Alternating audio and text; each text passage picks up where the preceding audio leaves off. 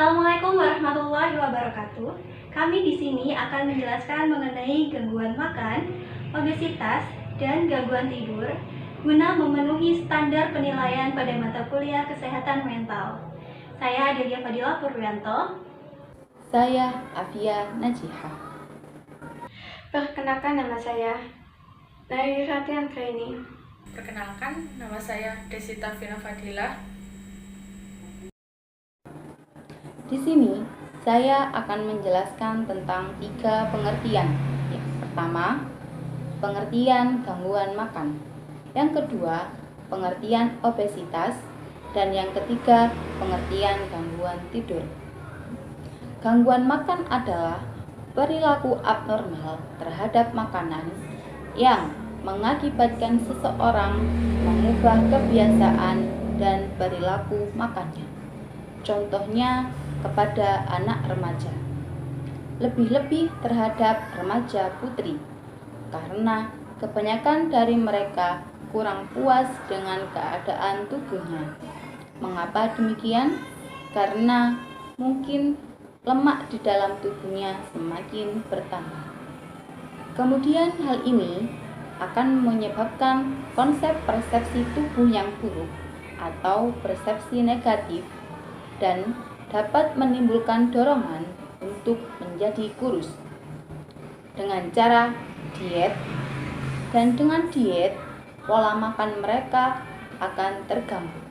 Dengan hal ini dinamakan dengan gangguan makan. Gambaran gangguan makan yaitu sebagai penyakit yang ditandai kebiasaan makan yang tidak teratur dan kecemasan berlebih terhadap berat badan atau bentuk tubuh.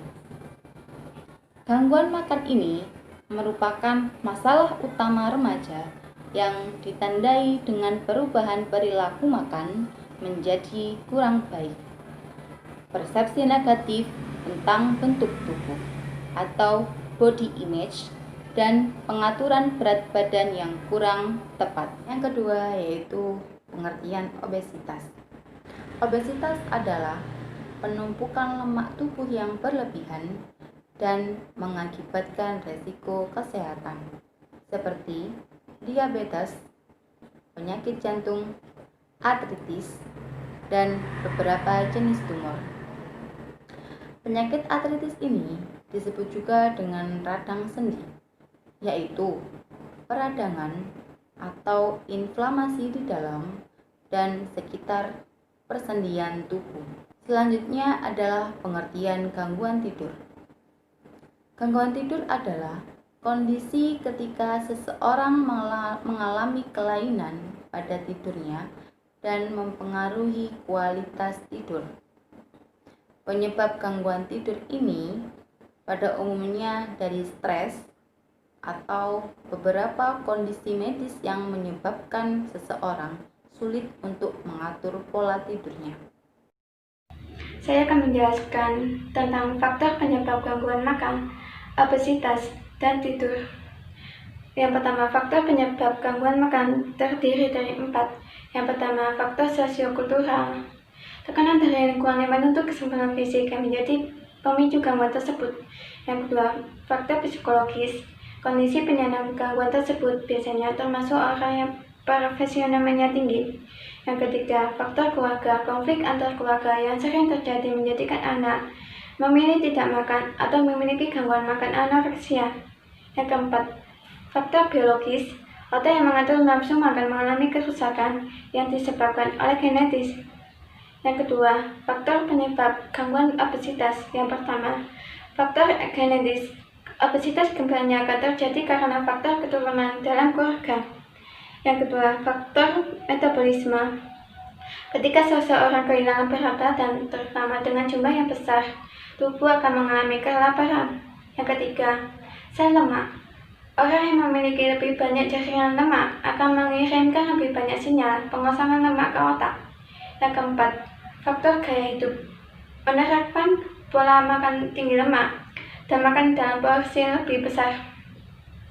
Yang kelima, faktor psikologis yang berhubungan dengan makan berlebihan dan obesitas itu mencakup rendahnya self-esteem, kurangnya harapan efikasi diri, konflik keluarga, dan emosi negatif. Selanjutnya, faktor penyebab gangguan tidur. Yang pertama, faktor biologis seperti masalah fisik, kerusakan genetis. Selanjutnya, menggunakan obat-obatan. Yang kedua, faktor psikologis, contohnya kecemasan, depresi. Gejala gangguan makan. Gejala gangguan makan sangat bervariasi, berbeda setiap orang dan juga tergantung jenis gangguannya. Gejala gangguan makan biasanya berupa bulimia nervosa, keadaan di mana seseorang ingin segera membuang kembali makanan yang telah dikonsumsinya, misalnya dengan cara memuntahkan atau meminum obat pencahar. Hal ini dilakukannya untuk menghindari berat badannya naik. Akibatnya dia akan mengalami peradangan pada tenggorokan, pembengkakan kelenjar ludah, dehidrasi parah, gigi sensitif dan rusak, gangguan pencernaan, dan gangguan elektrolit yang mana itu dapat menimbulkan kejang, koma, hingga gagal jantung. Yang kedua ada anoreksia nervosa. Keadaan di mana seseorang mengurangi konsumsi makanannya karena khawatir berat badannya akan naik. Padahal sejatinya dia sudah sangat ramping dan sangat kurus. Kurangnya asupan kalori mengakibatkan tubuhnya ditumbuhi rambut di seluruh bagian. Dia akan mengalami kulit kering, otot lemas, menstruasi tidak lancar, anemia, dan tulang keropos. Anoreksia ini sangat berbahaya teman-teman karena dia dapat mengakibatkan kematian. Biasanya gangguan ini diderita oleh para model yang membatasi konsumsi makanannya untuk menjaga bentuk tubuh. Selanjutnya ada gejala gangguan yang mana seseorang akan makan dengan cepat dan dengan porsi yang banyak padahal dia tidak sedang lapar. Inilah gejala gangguan obesitas. Biasanya penderita gangguan obesitas dia akan makan secara sembunyi-sembunyi karena malu dan khawatir akan ketahuan. Kemudian ada gejala gangguan tidur. Orang yang mengalami gangguan tidur, dia akan kesulitan tidur dan bangun di waktu yang teratur. Kesulitan tidur di malam hari, mimpi buruk, berteriak, mengigau, badan sulit digerakkan saat dia bangun, serta mudah mengantuk dan mudah lelah.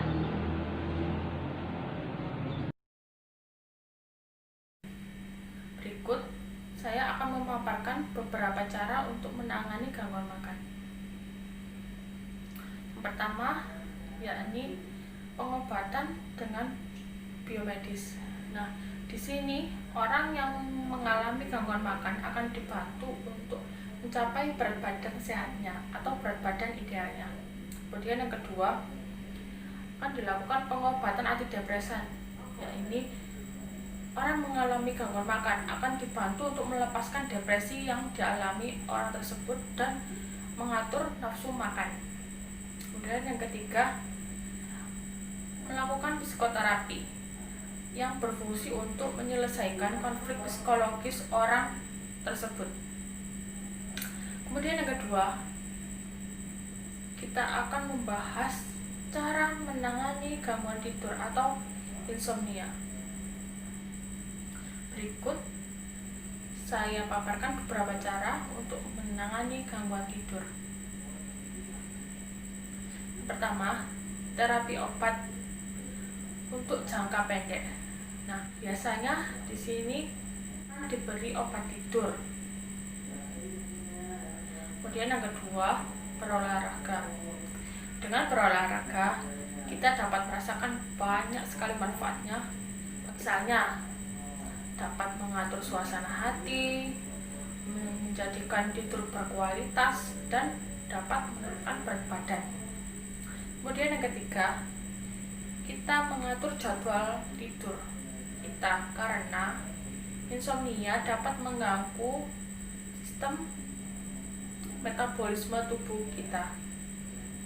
Kemudian yang terakhir, kita kita akan membahas cara mengenangani obesitas. Berikut akan saya paparkan beberapa cara untuk menangani obesitas. Ini yang pertama, melakukan perubahan pola makan. Yang biasanya makan banyak, porsinya dikurangi. Kemudian yang kedua, lakukan peningkatan aktivitas fisik, contohnya olahraga. Kemudian yang ketiga, mengkonsumsi obat penurun badan. Kemudian yang keempat, menjalani operasi bariatrik pada pasien obesitas. Nah, operasi bariatrik ini digunakan hanya untuk pada obesitas yang tidak bisa menurunkan berat badannya hanya dengan diet dan berolahraga. Nah, tindakan operasi bariatrik ini yakni pemotongan usus halus atau pemotongan lambung sebanyak 8-10% dari semula. Kemudian yang terakhir, mengikuti konseling mengatasi masalah psikologis terkait obesitas. Sekian dari saya.